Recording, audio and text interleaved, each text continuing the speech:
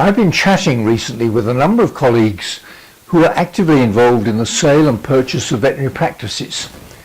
And it seems to me that significant change is on the way. The corporate groups are still looking to pay what seems to be crazy EBITDA multiples for busy practices, especially those located near one of their hub units, perceived as easy to manage and with a healthy footfall and client numbers. So what's changing? Well, we're seeing some consolidation of the consolidators, corporate groups closing practice outlets and reducing staff numbers. I've heard of practices which would have seemed likely acquisition targets 12 months ago and which are no longer of interest. And the shortage of competent, confident clinicians is having a major impact on the viability of many practices. So the balloon certainly hasn't burst yet, but maybe it's got a slow puncture. The practice manpower situation in Australia appears to be even worse than here, with a recent survey indicating that 90% of veterinary business owners and managers reported unprecedented difficulty in filling vacancies.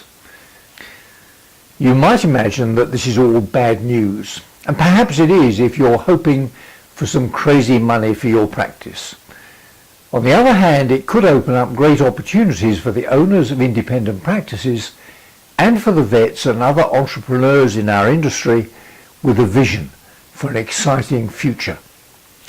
I'm reminded of an article by Bob Lester, published online in today's veterinarybusiness.com. Bob says that the veterinary profession is awash with change and opportunity, and that we should choose optimism. That's not about being blind to the negative, but recognizing the positive and acting on the opportunities it presents. On the one hand, pet numbers in the UK are down from a peak in 2013 to an estimated 51 million in 2018.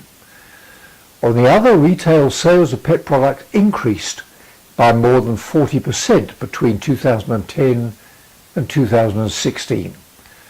Society has never had a better understanding of the value of family pets.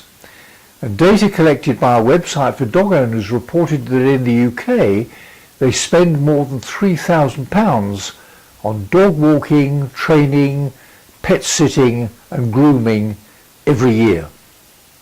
I've seen reports too that pet spending by the millennial generation now surpasses that of the baby boomers, and we could be on the brink of a technological revolution which will dramatically change the traditional practice business model to meet the changing needs of pet owners.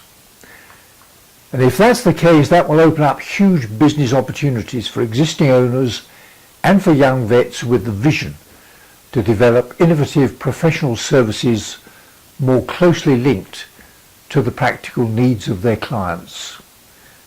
See you next time.